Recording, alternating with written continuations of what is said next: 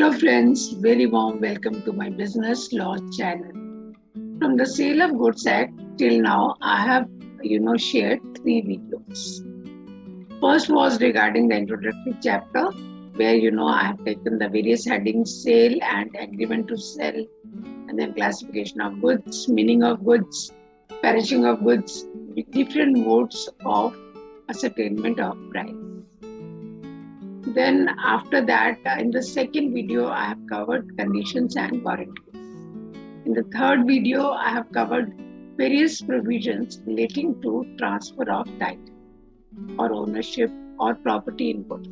So this is the fourth video regarding the Act, Sale of Goods Act 1930. So today I am going to take up the chapter Performance of Contract of Sale. Let us know, friends, what is the meaning of the term performance of contract of sale. It means the delivery of goods by the seller and acceptance of delivery of goods and payment for the same by the buyer. So when the seller delivers the goods to the buyer and buyer pays the price to the seller, then the contract of sale is said to be performed. So as per section 31, it is a duty of the seller to deliver the goods and duty of the buyer to accept the goods and pay for them in accordance with the terms of the contract of sale. Friends, I would like to share with you the parties are free to contain any terms in their contract as to time, place, manner of delivery of goods, acceptance of delivery, and the payment of price. Whatever terms regarding this, they are acceptable to both the parties that can be contained in the contract of sale. In case the contracting parties are silent and do not contain anything regarding these matters in the contract of sale, then there are certain rules which have been provided under section 31 to 40 that shall apply. So let us know, friends, what is the meaning of delivery of goods and what are the various modes of delivery of goods. As per section 2, subsection 2 of the Act, delivery of the goods means voluntary transfer of possession from one person to another. So friends, as the definition says, the essence of the delivery is voluntary transfer of possession of goods from one person to another. If there is no voluntary transfer of possession, then in that case, that will not be termed as delivery of goods. And there is no delivery of goods where they are obtained at gunpoint or pistol point, or they are obtained by theft. So as far as modes of delivery are concerned, friends, there are 3 modes of delivery of goods. First one is actual delivery, second is symbolic delivery, and third is delivery by atonement. Delivery of goods is said to be actual when actually the goods are delivered by the seller or his authorized agent to the buyer or his authorized agent. Say for example, a seller of a Centro car gives the possession of the Centro car to the buyer. So here the delivery of the goods will be termed as actual. The symbolic delivery of goods, where the goods are not physically handed over to the buyer, but the means of obtaining the goods are delivered to the buyer. The delivery of the goods is said to be symbolic. Say for example, handing over the keys of godown or documents of title to the goods, say bill of lading or railway receipt, depending upon this, how the goods are to be transmitted to the buyer, through ship or through railway. Say for example, A purchases 10 Acer computers from B. B hands over to A the keys of the godown, where computers are lying. This is symbolic delivery of computer. Or even if bill of lading is given or railway receipt is given, that will be also the case of symbolic delivery of computers. Now, symbolic delivery is as good as or as effective as actual delivery of goods. Even though there is no change in the possession of goods, but it is as good as or as effective as actual delivery of goods. The third one is constructive delivery or delivery by atonement, where a person in possession of goods of the seller acknowledges to the buyer that he holds the goods on his behalf. Delivery by atonement or constructive delivery takes place. This may happen in any one of the following cases: where the seller in possession of goods after sale agrees to hold them on behalf of the buyer as his bail. Friends, in my earlier videos, I have taken up these terms, sale and agreement to sell. Both are different from each other.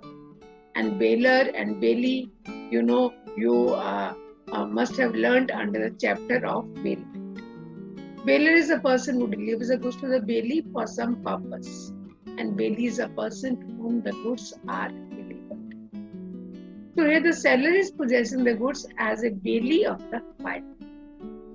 And second point is where the buyer is in possession of goods and the seller agrees that buyer is holding the goods as owner.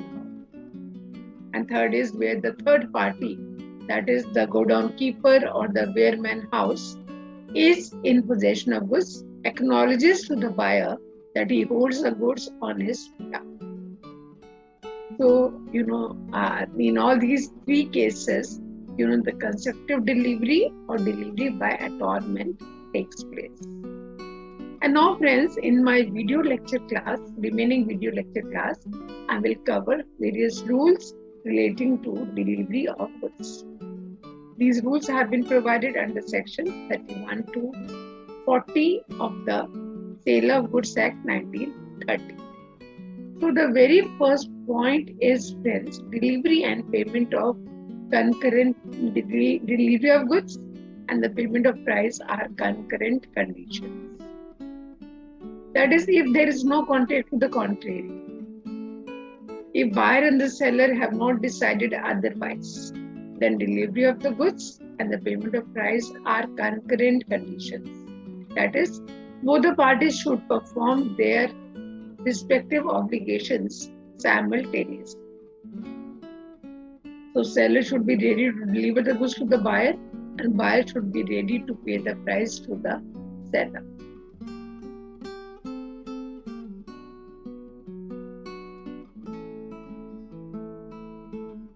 And second point is delivery of the goods may be actual, symbolic or constructive. So all the 3 points I have already explained, friends. When is the delivery said to be actual, symbolic or constructive? And if you still have any doubt, you can always write in the comment section. Now moving ahead, the third point is effect of part delivery of goods. So section 34 deals with the various provisions regarding this. There are 2 rules regarding this. The first is where part delivery of the goods is made in progress of the delivery of the whole. That is, where the part delivery is treated or taken as full delivery of the goods. The second rule is where the part delivery is made with the intention of separating it from the whole. That is, in other words, the part delivery is considered or taken or treated as a part delivery of goods. So friends, there is case law before you, which is Hammond versus Anderson. So the facts of the case law are: A sold certain goods to B and instructed the forefinger to deliver the goods to B, who has paid the price for them. And B thereafter weighted all the goods and accepted them and took away a part of them.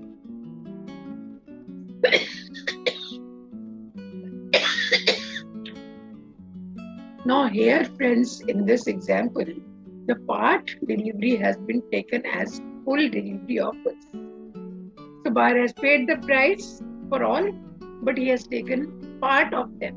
Okay, so we'll say the ownership shall pass regarding all the goods from the seller to the buyer. Now, next point is point number 4, which is buyer to apply for delivery of goods. Now, buyer has always to apply for delivery of goods. Unless and until the buyer applies for delivery of goods, it is not the duty of the seller to deliver the goods to the buyer. If the buyer fails to apply for delivery of goods, he cannot sue the seller for the non-delivery of goods. You should always keep this point in mind, that if buyer fails to apply, then it is not the duty of the seller to apply. It is not the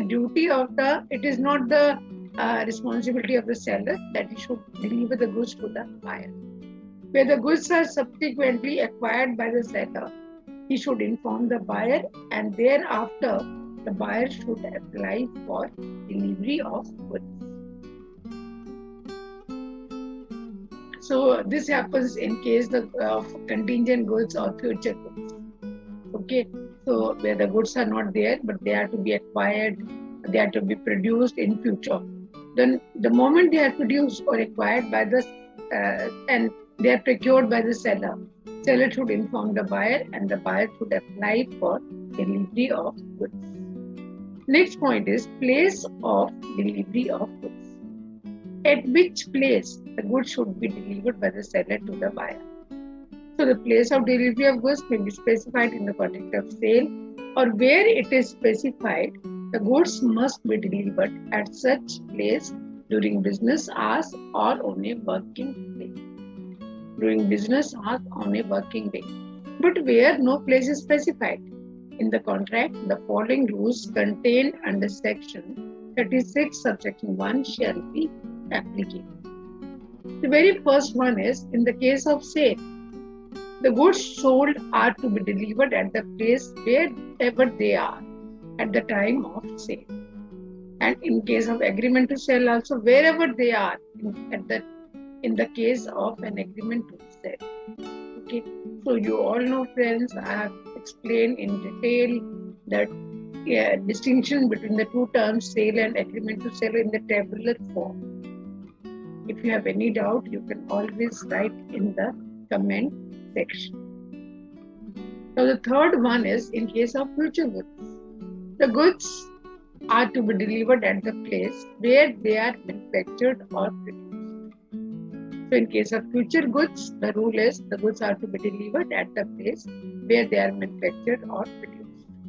Where the seller of goods agrees to deliver them at some other place at his own risk, then that where they were at the time of sale, the buyer shall bear the risk of deterioration of goods incidental to the course of transaction. And the next point is time for delivery of goods. The question arises, within which time the goods should be delivered by the seller to the buyer. So friends, if the time is specified in the contract, then the goods must be delivered within the specified time. But if no time has been specified in the contract, then the goods must be delivered within a reasonable time. So reasonable time has not been defined anywhere. Reasonable time is a question of fact, and it depends upon the circumstances of each and every case. The next one is point number 7, which is goods in the possession of a third party. Sometimes what happens, the goods are in the possession of the third party, where the goods at the time of sale are in the possession of a third party. Delivery is deemed to be made when such third person acknowledges to the buyer that he holds the goods on his behalf. It means the goods are in the possession of third party, but he will inform the buyer that he is holding the goods on the behalf of the buyer. Okay, or where the goods have been sold by the issue or transfer of document of title to the goods, that is the railway receipt or the bill of lading. Such third party's consent is not required. So friends, you always keep this point in mind. Next is the expenses of delivery. Who will bear the expenses of delivery of goods? In the absence of a contract to the contract, if both the parties, buyer and seller, have not decided otherwise, the expenses of putting the goods into deliverable state shall be borne by the seller, and all the expenses of obtaining the delivery of goods must be borne by the buyer. So goods are not ready for delivery, but they are made ready for delivery, and all these expenses they are put into the packets, inserted into the tins. So all these expenses are to be borne by the seller. And obtaining the delivery of goods, that is all the expenses from the seller's place up to the place of buyer will be borne by the buyer. And our next point is point number 9, which is delivery of wrong quantity. The section 37 provides, the wrong quantity means either short or excess delivery of goods than the constructed quantity of goods. It also includes the delivery of the contracted goods mixed with the goods of different description. So defective delivery of the goods may be of 3 types. First one is short delivery of goods, second one is excess delivery of goods, and third one is mixed delivery of goods. Short is, friends, if the buyer has given the order for 10 Acer computers. But what the seller has done, seller has provided 8 Acer computers. And excess is, instead of 10, he has delivered to the buyer 12 Acer computers. And then, mixed is, he has given 8 Acer computers and 2 different brand of computers. Mixed delivery of goods. So in all the cases, whether defective delivery is short delivery, excess delivery of goods, or the mixed delivery of goods, buyer has the right to put an end to the, or he can accept the goods which correspond with his order, and he can return the goods which do not correspond with this order. So defective delivery entitles the buyer to put an end to the contract, or he can accept the goods which are as per his order. But he has a right to reject also, because it is a case of defective delivery of goods. So point number 10 is installment deliveries.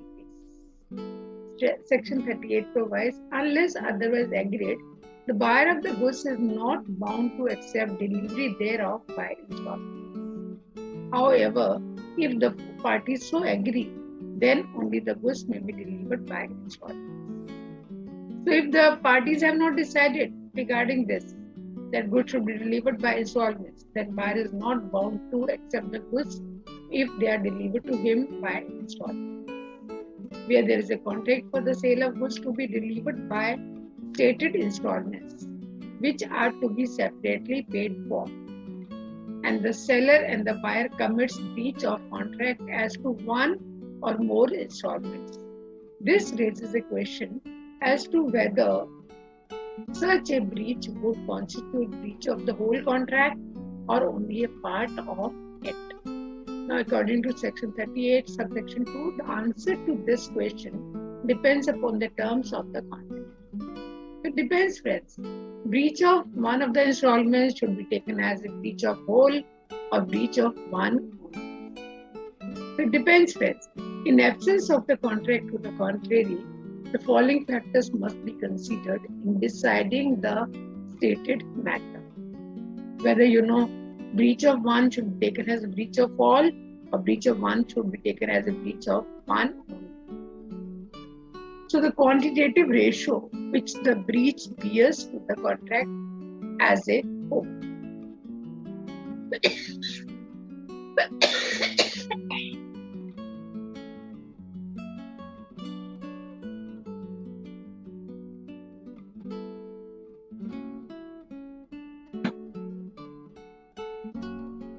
And the second is the degree of the probability of the repetition of the breach. Was a breach repeated or not? There is a case law which is Maple Clock versus Limited versus Universal Furniture Products Limited. A contracted to supply to B 10 tons of flour by 20 installments. The first 15 installments were satisfactory, but the 16th installment was rejected. However, the remaining 4 installments were again satisfactory. So in this case, it was decided in the court of law, the buyer could not reject the whole contract as there was no probability of the default being repeated. So there was a breach regarding one installment only, but the remaining installments were again satisfactory. Now, coming to the second case law, which is Richardson versus Boone. A contracted to supply to B fixed quantity of coal. A shipped only a part of agreed quantity of coal and informed B about the same. However, B did not object to this. The buyer may refuse to treat the delivery to himself or may hold the seller liable for damages. Duty to intimate the buyer in